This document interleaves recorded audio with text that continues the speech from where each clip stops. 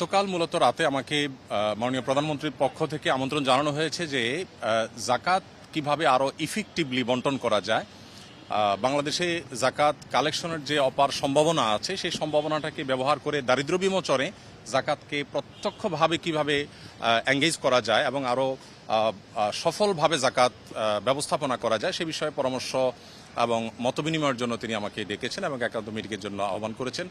তো আমরা যেহেতু আপনারা জানেন আসুন্নাহ ফাউন্ডেশনের মাধ্যমে আমরা জাকাত নিয়ে কাজ করে থাকি বিগত ৬-৭ বছর যাবত, এবং শুধু গত এক বছরের হিসেব অনুযায়ী আমাদের মাত্র ১৩ কোটি টাকা খরচ করে আমরা ২১০০ বেকার তরুণ তরুণীকে আমরা পৃথকভাবে স্কিল ডেভেলপমেন্টমূলক প্রশিক্ষণ দিয়ে তাদেরকে আমরা কর্মসংস্থানের ব্যবস্থা করে দিয়েছি।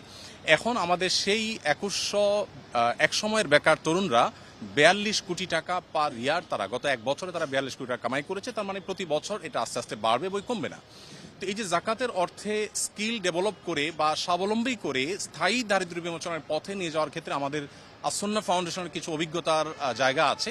সেই জায়গা থেকে আমরা কিছু পরামর্শ, কিছু মত আমরা দেওয়ার চেষ্টা করছি মাননীয় প্রধানমন্ত্রীকে, এবং সেই মতগুলো তিনি শুনে তিনি খুবই খুশি হলেন এবং তিনি আমাদেরকে মাননীয় মন্ত্রী ধর্মমন্ত্রী মহোদয়কে এবং অন্যদেরকে সংশ্লিষ্টদেরকে নির্দেশ দিয়েছেন যে যেন জাকাত নিয়ে সরকারের জায়গা থেকে আরো ইফেক্টিভলি কিভাবে জাকাত বন্টনকে আরো সুশৃঙ্খলভাবে করা যায় এবং আরো ইফেক্টিভলি করা যায় সেই সম্ভাবনাগুলোকে খুঁজে বের করার জন্য তিনি নির্দেশ দিয়েছেন। তো এখানে মন্ত্রী মহোদয় তাদের জায়গা থেকে তারা কাজ করবেন ইনশাআল্লাহ, এবং একটা কমিটি প্রস্তাবনা করেছেন। তিনি সেখানে আমাকেও থাকার জন্য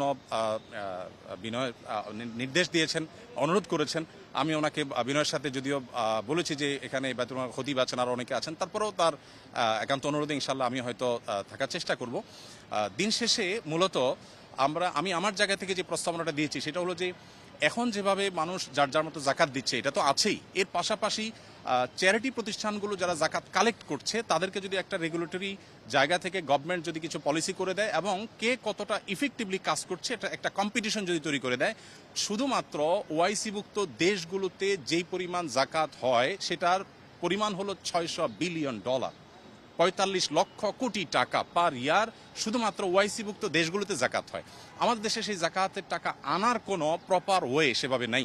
তো আমরা প্রস্তাবনা দিয়েছি যে যদি সেটাকে আনার ব্যবস্থা করা হয় তাহলে আমাদের জাতীয় অর্থনীতিতে এটা ব্যাপক ভূমিকা রাখবে ইনশাআল্লাহ, এবং সেই সাথে দরিদ্রকে সাময়িক কিছু টাকা পয়সা দিয়ে তার দারিদ্র আসলে দূর করা যায় না, বরং তাকে আইদার স্কিল ডেভেলপ করে দেওয়া আর না হয় তাকে স্বাবলম্বী করার কোনো একটা প্রসেসে যাওয়া, যেটা আমরা আসুন্নাহ থেকে করছি।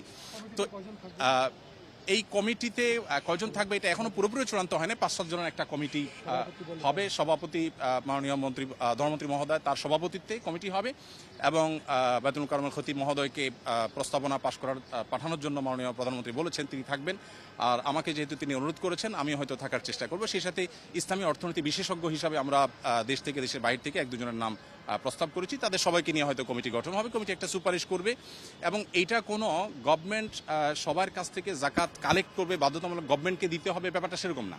আমার প্রস্তাবনা ছিল যে জাকাত বিভিন্ন অর্গানাইজেশন নিচ্ছে, প্রতিষ্ঠান নিচ্ছে, শুধু রেগুলেটরি জায়গা থেকে গভর্নমেন্ট কাজ করবে, যেটা প্রপার ইউটিলাইজ হচ্ছে কিনা এবং যেন যথাযথ ব্যবহার হয় এবং কম্পিটিশন হয় আরো ইফেক্টিভলি যেন ইউজ হয় সেই জায়গা থেকে গভর্নমেন্ট কাজ করবে। এটা মাননীয় মন্ত্রী মহোদয় ভালো বলতে পারবে। খোলাফায়ে রাশিদিনের সময় তো সরকারিভাবে জাকাত আদায় করা হতো, এই এখন আপনারা ইনশাআল্লাহ সপ্তাহ 10 দিনের মধ্যে কমিটি হয়ে যাবে, যেহেতু মাননীয় প্রধানমন্ত্রী এটা অনুমোদন দিয়েছেন, আর কমিটি হওয়ার কোনো প্রশ্নই আসে না। আচ্ছা, এটা বাস্তবায়ন কবে থেকে হবে?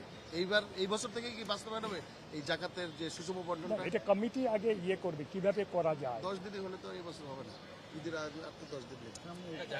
জাকাত রমজান কেন্দ্রিক না, জাকাত সারা বছর দেয়। সারা বছরই দেয়। জি, আপনাদেরকে অনেক ধন্যবাদ।